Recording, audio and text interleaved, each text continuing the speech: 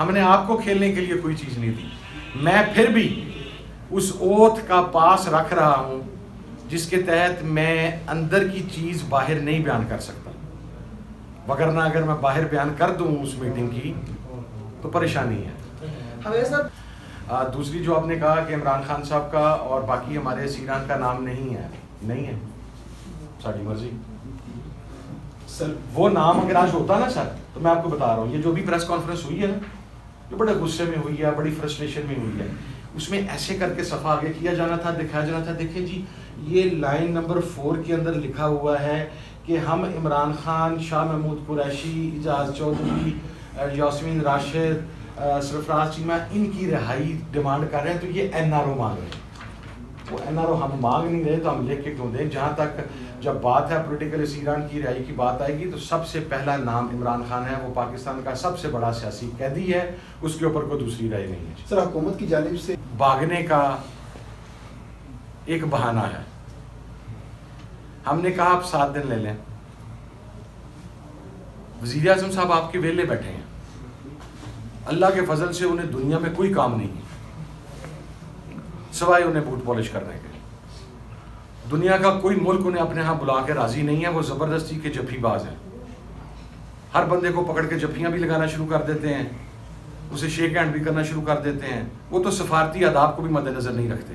جس طرح خواجہ آصف کے الفاظ ہمیں پارلیمنٹ میں یاد ہے کہ پی ٹی آئی والوں تمہیں اس وقت پتہ چلے گا جب تمہارے اوپر چھت گرے گی. تو ان کے پاس بھی اس وقت انفارمیشن تھی جو بیک گراؤنڈر پہ ہو رہا تھا.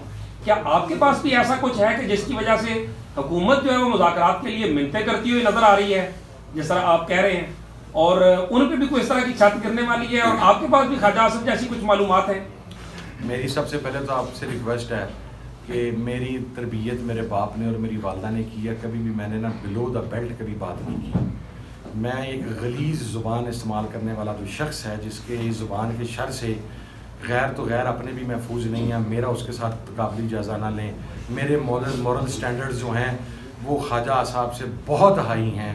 ان کی زبان کی بد کلامی سے تو کوئی محفوظ نہیں ہے. میں نے کبھی بد کلامی نہیں کی. جہاں تک رپورٹس کی بات ہے، سر ہمیں کسی رپورٹ کی ضرورت نہیں ہے. کروڑوں پاکستانی عمران خان کے ساتھ کھڑا ہوا ہے. ہم عمران خان کے ساتھ کھڑے ہوئے ہیں. آپ نہیں مانتے تھے، آپ کو ماننا پڑ گیا. ہمیں آپ کی باڈی لینگویج، ہمیں آپ کی پریشانیاں، ہمیں آپ کی ٹیلی فونک کالز، سب کی چیزیں ہم دیکھ رہے ہیں. میں آج بھی اپنی بات پر قائم ہوں کہ عمران خان انشاءاللہ جلد آئینی قانونی طریقے سے اپنی عدالتی جنگ لڑ کے عدالتوں سے سرخ رو ہو کے باہر آ رہا ہے.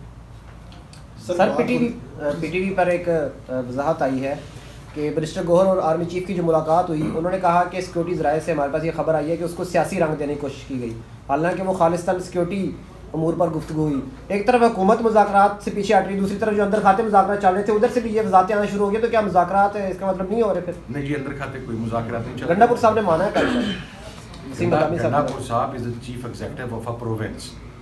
ان کے تو تمام لوگوں کے ساتھ رابطہ رہتا ہے. انہوں نے تو سیکورٹی کی میٹنگز میں بیٹھنا ہوتا ہے. گور خان صاحب جس میٹنگ میں گئے تھے وہ میٹنگ بھی سیکورٹی کی میٹنگ تھی. اس سے زیادہ I don't want to comment جی. میرا خیال ہے کہ وہ پھر وہ جو ذرائع ہیں جہاں سے ابھی خبر چلائی جا رہی ہے پھر میرے پہ چڑھ جائیں گے.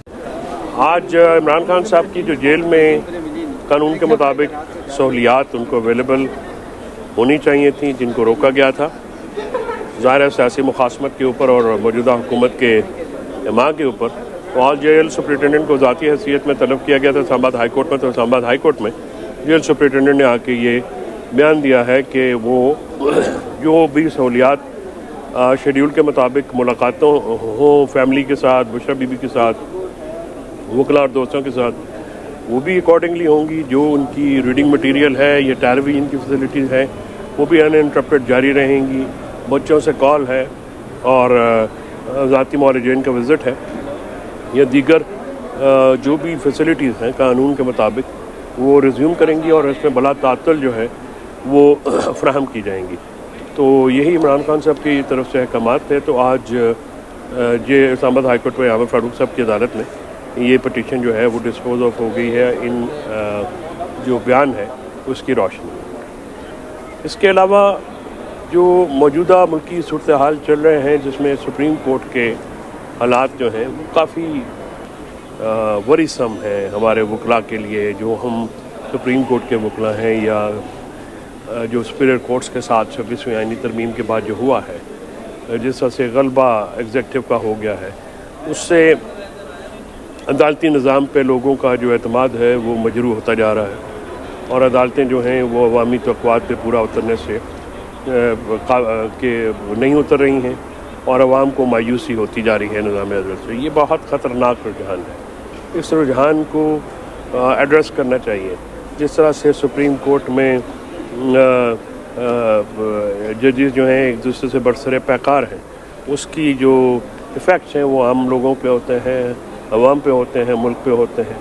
और इस इफ़ेक्ट के जो सियासी बेनिफिशरी हैं वो तो वही आमराना कुव्वतें हैं जो चाहती हैं कि अदालतें कमज़ोर रहें, मीडिया कमज़ोर रहे, मुल्क में सियासी इख्तिलाफ राय ना हो और सदाए एहतजाज न बुलंद की जाए।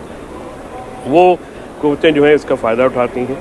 तो पाकिस्तान तहरीक इंसाफ 27 साल से स्ट्रगल कर रही है, इंसाफ के लिए कर रही है, जमहूरियत के लिए कर रही है, रूल ऑफ लॉ के लिए कर रही है। वही स्ट्रगल हम कंटिन्यू करेंगे।